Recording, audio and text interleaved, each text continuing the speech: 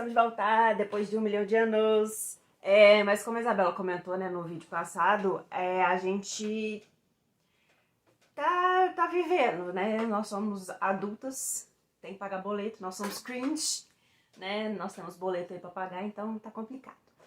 Mas hoje eu vou conversar com vocês sobre um livro, Mara. Sim, já deixo aqui leiam esse livro, tá? É de uma autora sul-coreana que eu já comentei aqui, é a Jeon Yu-jong. Ela escreveu O Bom Filho, que a gente recebeu, né, eu recebi no caso, na tag Inéditos há um tempo atrás. E eu sou fascinada nesse livro, eu realmente, assim, eu me surpreendi muito com a história, com o jeito, né, que a autora trabalha. E tanto que eu mandei a Bela ler, né, o livro, acho que ela leu ano passado, e ela também trouxe uma resenha aqui pra vocês. Mas enfim, vamos conversar então sobre Seven Years of Darkness. Eu vou deixar a capa aqui porque eu li no Kindle.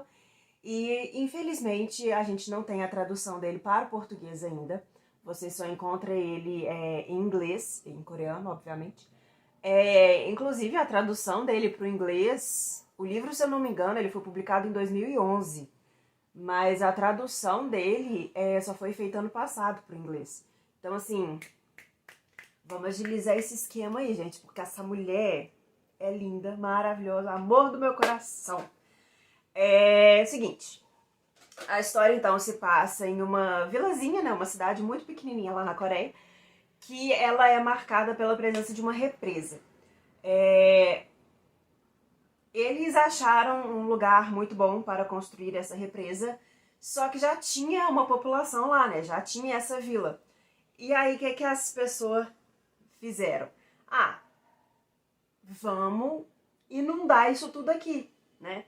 Então, eles realocaram a população, colocaram eles num, tipo, um lugar mais alto, assim, né? Ainda perto, né, da represa, e inundaram toda a cidade, toda a vilazinha. E isso gerou algumas superstições ali, né? O pessoal falava que era um lago... não era assombrado, mas tipo assim, que tinha alguma coisa ruim, sabe? Naquele lago, naquela represa. Era uma coisa muito esquisita. Eles, inclusive, não se relacionavam, sabe? Com essa represa. Mas, enfim, como era uma construção muito grande, e, enfim, era uma coisa realmente que... como é que se diz? Era uma construção relevante, né? Precisou ser feito aquilo ali. Então, eles têm um sistema de segurança, né, de proteção muito grande, e eles estavam contratando pessoas. E aí que entra a nossa história. E uma coisa aqui que eu acho importantíssimo ressaltar é que, assim como no Bom Filho, a Jo Yu-jong, ela trabalha muito com essa questão do why done it, né? Em vez de ser o who done it, que é a metodologia lá da Agatha Christie, né? Tipo, quem fez, que a gente passa a história inteira procurando pelo assassino, e aí a gente tem algumas reviravoltas ali no meio pra ter aquele final surpreendente. A Jeon Yu-jong, ela trabalha com o porquê que foi feito aquilo. Então ela te dá logo assim o spoiler, né, o que a gente considera como spoiler, logo no primeiro capítulo. Você já fica sabendo, ó, morreu fulano, fulano, fulano, desse jeito, nananã, e o fulano foi preso. E ela passa toda a história construindo, tipo assim, toda a narrativa de como que aquilo aconteceu e como que as pessoas estão lidando com aquilo no depois, né? Então, tipo, é o antes e o depois, literalmente, do acontecido.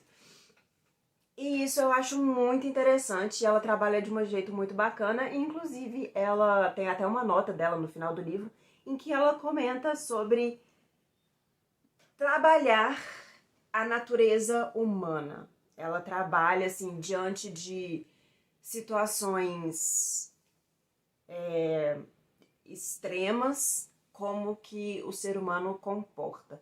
Então você tem, nessa história em particular, nós temos a narrativa de 3 personagens principais. 3? 4. 4 personagens. A gente começa então com o filho do cara. Como é que ele chama? O So-won. É o filho do Choi Hyun-soo.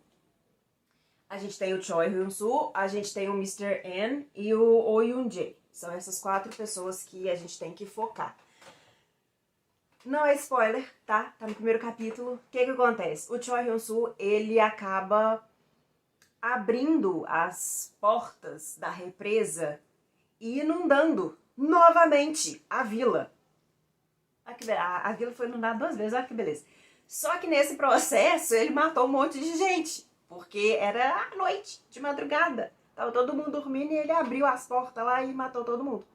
E aí ele foi preso, e aí esse escândalo, né, ganhou assim notoriedade nacional, todo mundo falava, não sei o quê.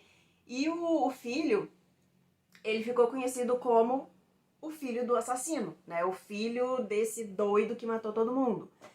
E isso perturbou ele a vida inteira, né? Ele, ao longo da sua adolescência, ele era uma criança ali mais ou menos nos seus 12 anos, mais ou menos, e ele foi atormentado para sempre, né? Em todo lugar que ele ia, todas as escolas que ele passava, o pessoal, é o filho lá do doido, é o filho do serial killer, e nananã. E para piorar a situação, ele ainda recebia, de tempos em tempos, recortes de notícias, né, das revistas, jornais, todas as reportagens que saía sobre o pai dele, ele recebia, tipo, alguém enviava para ele. Então isso acabou perturbando muito, né, ele. E para piorar a situação, ele perdeu a mãe também, né, nesse esquema aí. Ele foi acusado, né, o pai, de matar a mãe e a vila inteira. E aí ele recebeu a pena de morte. Eu não vou saber te dizer agora se na Coreia do Sul as pessoas são executadas ainda com pena de morte. Não sei. Bom, ele ficou passando, né, por causa disso, ele, né, ficou órfão. Ele ficou passando de família, de casa, de parente em parente, e todos eles acabavam arranjando uma desculpa e passando ele pro próximo. Então ele, tipo, simplesmente era rejeitado por tudo e por todos. Até que o Mr. N, que eu comentei, o Sr. An, ele era, tipo assim, o último recurso que o filho tinha, era a última pessoa com qual ele podia contar. Então, quando ele esgotou, né, os parentes, já não tinha mais pra onde ele contatou o N, e o N, tipo, meio que adotou ele, né. Então, a partir desse momento, o filho, ele começou a receber, quase que instantaneamente, vários pacotes sobre o caso, né. E um desses pacotes era um manuscrito do N. Ele, tipo, era um toloco, assim, de texto que ele recebeu, que era justamente contando a história do desastre da represa. Eu esqueci o nome da represa, mas é o desastre de Serion, eu acho. Enfim. E aí ele ficou encucado com aquilo. Ele falou assim, gente, o cara escreveu sobre isso e eu nunca tô sabendo, nunca soube qual é que é dessa história. Então ele pega e começa a ler a história, né, que o Anne escreveu. E aí que ele começa a entender tudo o que se passou 7 anos atrás.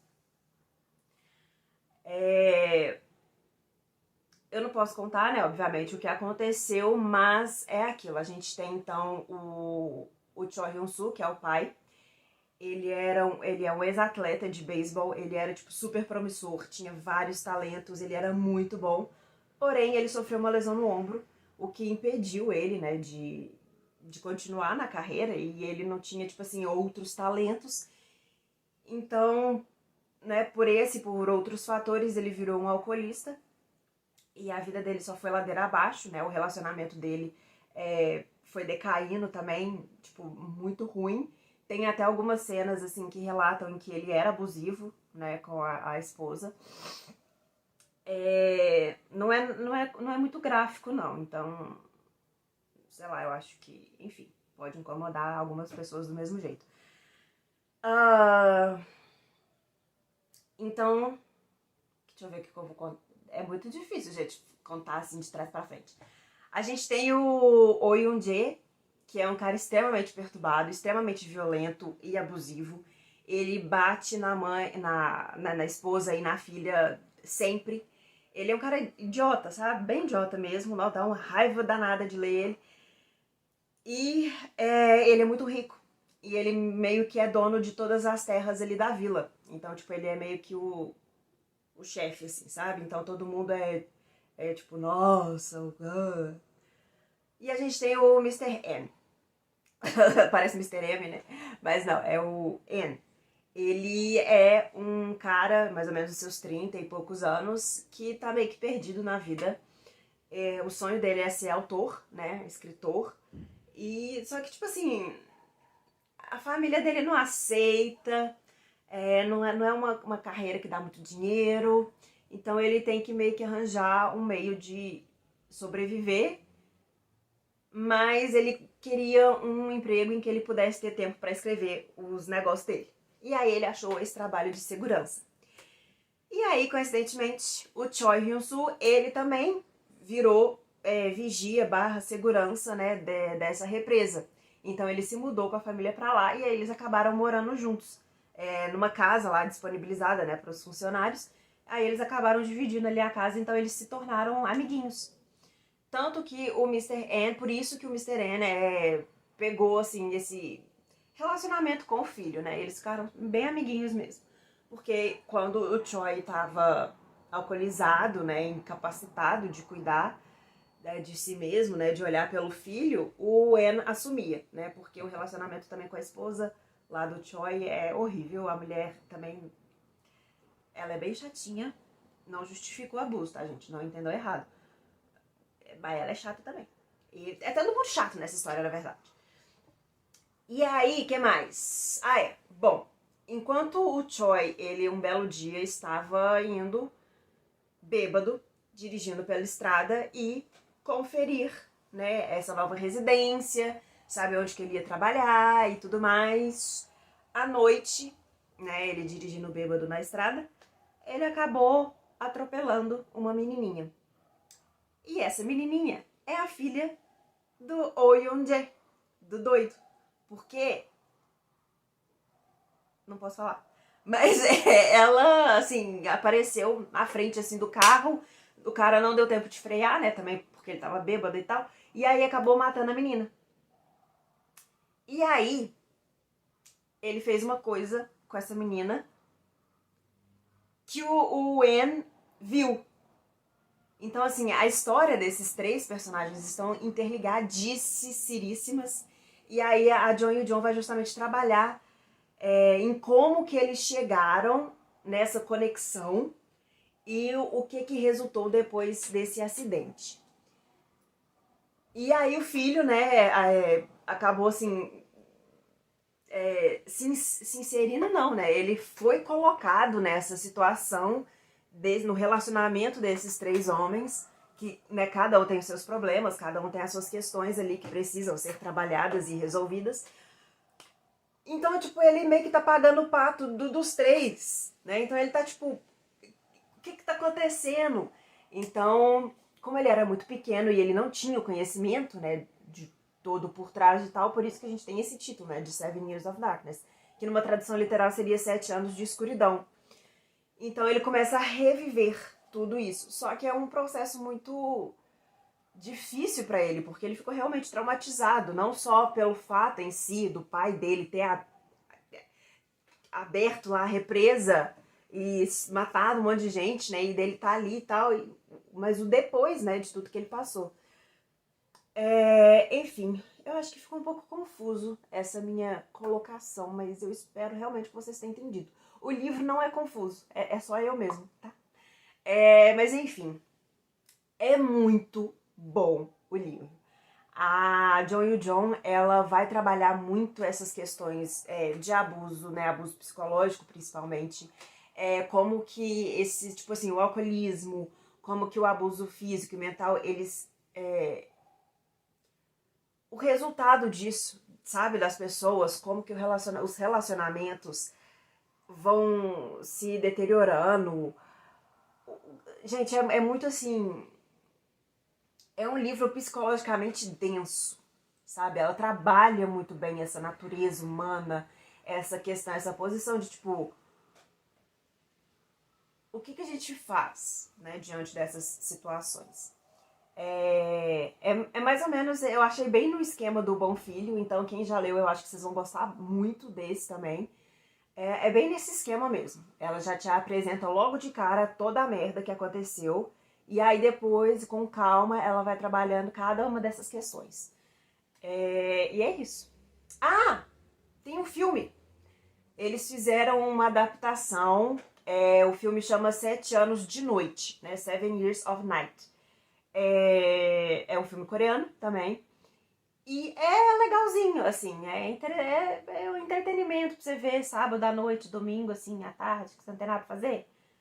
Porém, ele não aprofunda muito nessa questão psicológica, sabe?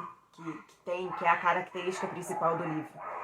Então, mas de qualquer forma, fica aí a dica de um livro muito bom, de uma autora maravilhosa, que merece, assim, traduções, né, para o português, por favor, vamos agilizar esse esquema aí. E é isso. Eu espero que vocês tenham gostado e até o próximo.